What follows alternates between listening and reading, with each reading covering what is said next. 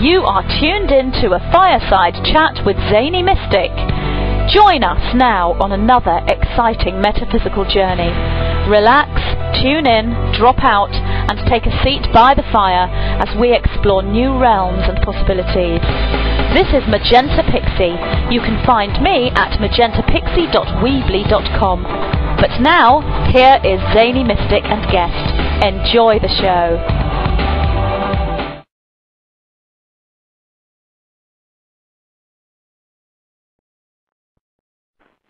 Greetings, everyone, and a very warm welcome back to another amazing show on a Fireside Chat with Zany Mystic. I am the Zany Mystic, also known as Lance White. First, before we start the show, I'd like to thank my friend Jessica Mystic, the Crystal Child, for helping me to contact tonight's guest, Andrew D. Basiago, whom I'm honored to have as my guest tonight. I highly recommend Jessica's amazing 39-part YouTube interview with Andrew, which can be found on her video channel, Jessica Mystic #1. About Andrew. Andrew is an American trial lawyer, writer, and environmental scholar. He was born on September 18, 1961 in Morristown, New Jersey, the youngest of 5 children, and grew up in New Jersey and California. Andy was one of the whiz kids who served from 1969 to 1972 in DARPA's time-space exploration program, Project Pegasus, which we'll be focusing on tonight. A past member of Mensa, the High IQ Society, he holds 5 degrees, including a BA in History from UCLA and a Master of Philosophy from the University of Cambridge. While an undergraduate at UCLA, Andy became a journalist and protege of editor Norman Cousins of the Saturday Review, who once compared him to Robert Hutchins and nominated him to be the editor of the Bulletin of the Atomic Scientists. He was inspired by a meeting with architect Buckminster Fuller in 1981 to pursue a career in environmental policy. After their meeting, Fuller wrote, "Andrew Basiago's integrity augurs well for humanity's continuance in the universe." Now, I don't want to get ahead of the show by sharing Andrew's fascinating background, so let's welcome him to the show now so he can speak for himself. Hi, Andrew. How are you? Hi, Lance. Good to be with you. Thanks for having me on your show. Oh, it's my pleasure. When I heard your incredible interview, well, it was first with on Jim Gilliland's show that comes after mine. I believe Brooks Agnew interviewed you, and I was just spellbound by the information. And then Jessica was nice enough to help me contact you. So I'm thrilled to have you on tonight. Right. Well, I'm happy to be here and to answer any questions that you have. Okay. Well, let's just delve right into it.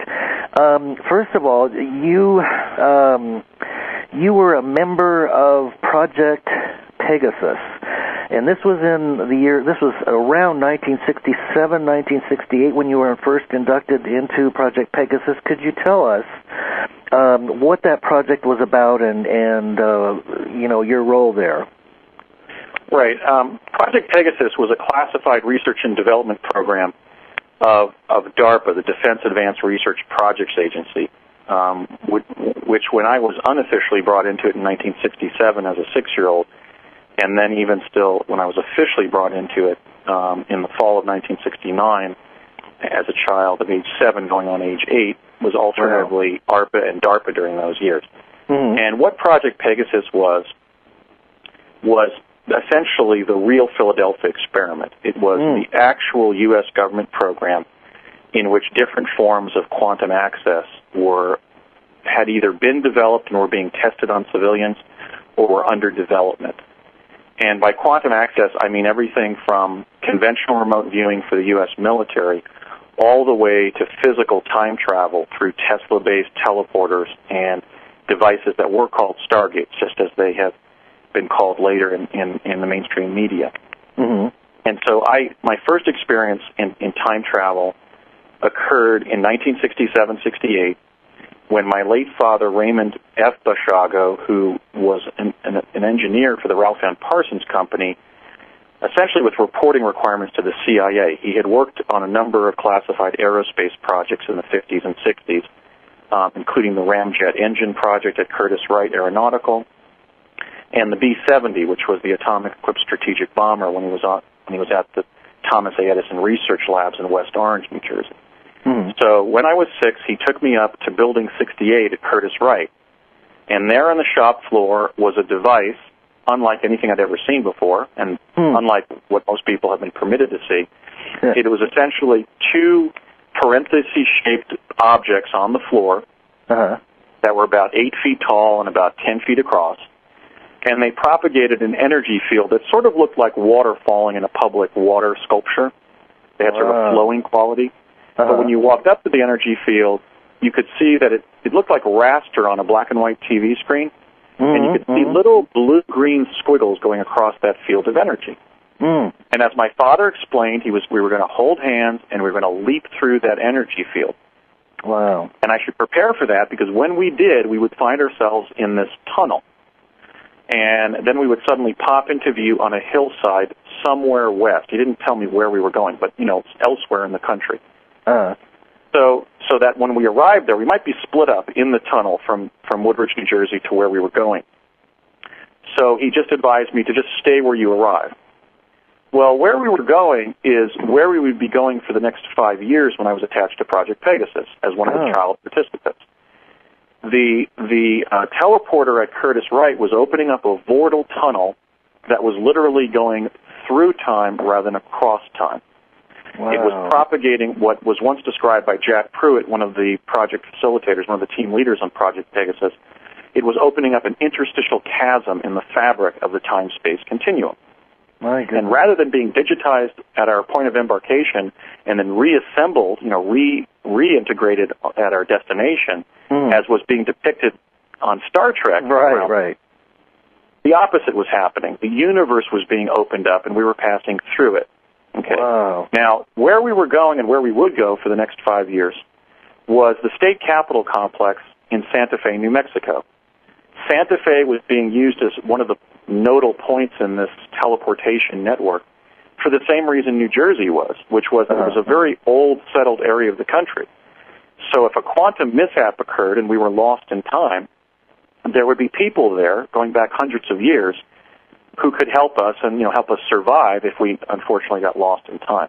They were also using Santa Fe because it's a small integrated city, very walkable, and during the early years of teleportation development by the U.S. government, they couldn't tune the device to put somebody down precisely where they wanted. They were trying to put us down on one side of the Baton Memorial Building in Santa Fe, which was the pre-1966 state capitol building, before the Roundhouse was built. And so that was their goal. But frequently we would pop into view somewhere else in Santa Fe and have to walk to that area.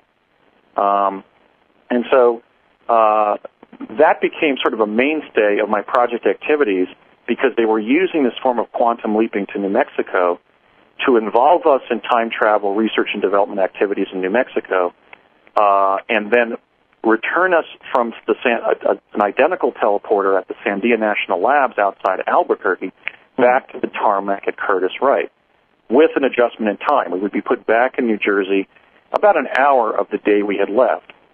So during those, especially those 3 years, beginning in fall of '69, we were jumping to Santa Fe, doing things in New Mexico that sometimes lasted days, weeks, and even months. In fact, during those 3 years, I spent 4 summers in New Mexico. Wow. And then we would jump back to New Jersey, arriving on the day we left, effectively erasing what we had done in New Mexico, at least make it difficult to search.